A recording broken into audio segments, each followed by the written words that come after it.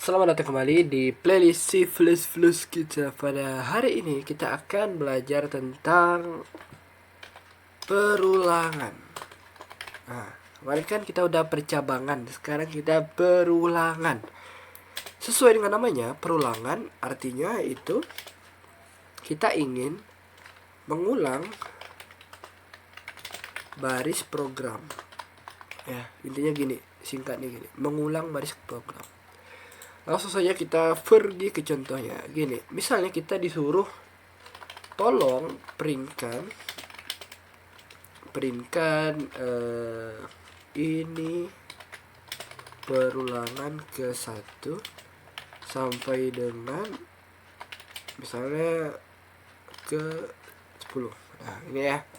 Maka kalau tanpa perulangan, maka kita bisa buat gini. Ini perulangan ke 1, terus line. Terus ini biar cepat, coba kita copy paste. Ini perulangan kedua. Aduh, nah ini ketiga. Ini keempat, kelima, 6, 7, 8, 9, 10. Oke. 3, 4, 5, 6, 7, 8, 9, 10. Nah, apabila kayak gini, coba kita jalankan apakah berhasil.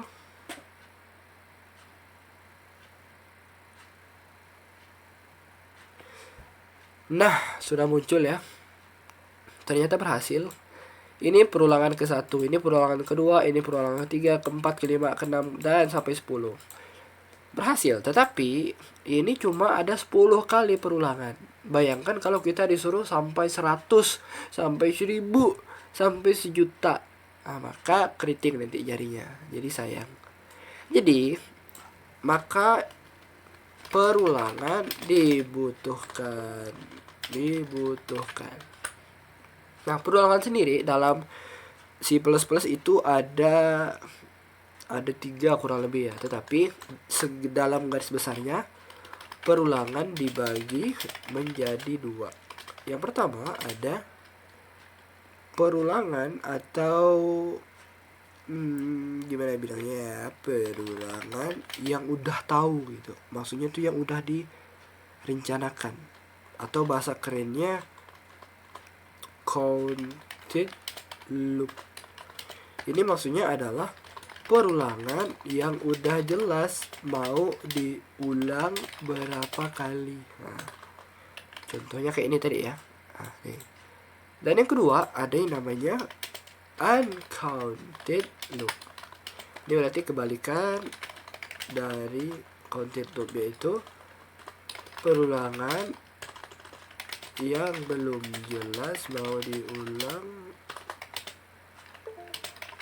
berapa kali. Oke, salah terus. Nah, sedangkan perulangan dalam C++ itu kan tadi perulangan. Nah, itu ada for, ada while, dan ada do while.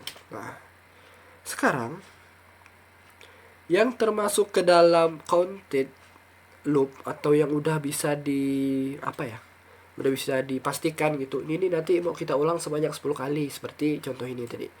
Ini adalah for. For ini termasuk ke counted loop. Nah, dua ini masuk ke uncounted. Ini juga uncounted. Oke. Sip. Jadi begini ya. Nah, pada video kali ini kita akan bahas satu-satu. Kita akan bahas for dulu. While dan juga do while akan kita bahas di next video. Oke, kita fokus ke for. Langsung saja tanpa berlama-lama kita masuk ke contohnya. Cara penulisan for. For, di sini ada start, terus titik koma, sini ada kondisi, sini ada increment gitu lah, atau decrement, atau apapun yang mau dilakukan di situ. Ini bisa dibilang syarat, iya seperti itu, bilanglah increment, tahu decrement. Nah, apa bang increment? Ya udah nanti diabaikan dulu. fokus dulu kita ke for ya. Nah, start. Nanti baru di sini adalah pernyataan atau statement. Nah, gitu ya. Kita mulai. Contohnya for.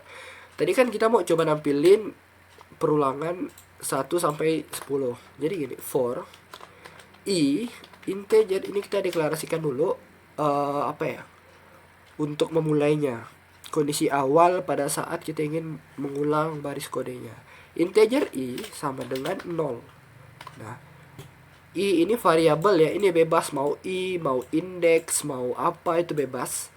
Tetapi biasanya lazimnya itu pakai i. Nah, terus di sini kondisinya kita kan mau sampai 10. Karena i-nya dari 0, berarti ininya i lebih kecil dari 10. Maka dia akan mengulang 10 kali. Terus ini kita kasih lagi decrement atau increment. Apa yang akan dilakukan ke variabel ini? Akan kita increment, akan kita jumlahkan. Berarti i plus plus. Nah, plus plus ini merupakan salah satu operator juga, nanti akan kita bahas di video-video berikutnya. Oke. Nah, kita cout. Ini adalah perulangan ke, terus di sini kita panggil variabel i, terus kita inline. Oke, dah. Yang tadi awalnya kita nulis sampai 10 baris, cout ini 10 baris, sekarang kita cuma perlu 3 baris. Nah, untuk membuktikannya, mari kita running ya. Nah, mantap sekali, bukan langsung timbul. Ini adalah perulangan ke-0, ini adalah ke-1, ke-2, ke-3, ke-4, ke-5, ke-6, ke-7, ke-8, ke-9. Mantap. Nah, bang, kok itu dari 0? Oke, ini tidak harus 0, mau dari 1 boleh. Karena kalau dari 0, dia kan i-nya kan mulai dari 0, berarti ini 0. Bang, ini mau 1. Oke, boleh. Caranya gimana? Ininya 1. Oke, ini sampai 9. Nah, kenapa sampai 9? Karena di kondisinya itu kita lebih kecil dari 10. Cara bacanya for, ulangi, integer i, nilai awalnya i sama dengan 1. Ketika i-nya lebih kecil dari 10, maka i plus plus. Dia ngejalanin ini dulu. Oh, i-nya lebih kecil dari 10, maka i plus plus, i tambah. Maka dia akan melakukan itu secara berulang-ulang sampai akhirnya i-nya sama dengan 10. Oh, enggak sama, dia tuh sama dengan, berarti dia enggak, berarti programnya selesai, seperti itu. Maka untuk dia biar 10, ini kita sama dengan. Oke. Kita lihat ya. Nah, sudah sama dengan ya. Oke, mantap. Nah, seperti ini. Sudah ya, sudah mulai paham atau sudah mulai pusing? Iya, nggak apa-apa, masih awal. Jadi cara bacanya tadi for, ulangi, integer i sama dengan 1, dimana jika i lebih kecil dari 10, maka i plus plus. Jalankan ini. Nah, coba kita running tadi, kita lihat. Nah, ntar kita kecilkan dulu. Aduh, mana nih? Oh, ini dia. Kan, nah, ini. Integer i sama dengan 1. Maka dia akan cout i betulkan sama dengan 1, dan juga kondisinya dia memenuhi. Itu 1 lebih kecil sama dengan 10, betul. Maka dia akan ditulis i-nya di sini 1. Kemudian dia naik lagi ke atas nih, ngulang lagi karena kondisinya masih terpenuhi. I sama dengan 2. Tadi kan 1, maka i plus plus. Ini artinya adalah i ditambah 1. Tadi 1 ditambah 1 sama dengan 2. Nah, 2 dicek lagi nih di sini. Apakah 2 itu lebih kecil sama dengan 10? Oh, benar, maka dia akan menjalankan program atau di baris 24 ini. Dijalankan lagi dengan nilai i tadi sudah 2 karena 1 ditambah 1. Kemudian dia akan lanjut lagi looping, mengulang lagi, ditambah lagi. I-nya lebih kecil sama dengan 10. Oh iya, masih 2 itu masih kecil sama dengan 10, maka ditambah lagi. 2 ditambah 1 sama dengan 3. Maka akan mencetak lagi, ini adalah perulangan ke i, di mana i di sini hasilnya sudah 3. Begitu terus hingga akhirnya sampai i-nya 10. I lebih kecil sama dengan 10, betul. Maka i plus plus, maka dia akan menampilkan nilai lagi. Ditampilkan. Sekarang nilainya kan 11 ya, i-nya kan 11. Setelah ini 11 I lebih kecil sama dengan 10. 11 lebih kecil sama dengan 10. Salah kan? Karena seharusnya 11 itu lebih besar, makanya programnya akan berhenti. Maka dia stop sampai di sini. Oke. Gimana? Mulai pusing? Iya. Tidak apa, pahami pelan-pelan, nanti untuk mudah memahaminya boleh di otak-atik sendiri. Nah, ini seperti ini. Oke. Inilah peluangan ke ini. Oke. Seperti itu. Bang, ini kan 1 ke 10 ya. Itu maksudnya tuh kita kan hitungnya naik ya. 1, 2, 3, 4, 5, 6, 7, 8, 9, 10. Misalnya ini mau turun ke bawah, bisa enggak? Misalnya 10, 9, 8, 7, 6, atau hitung mundur gitu. Bisa.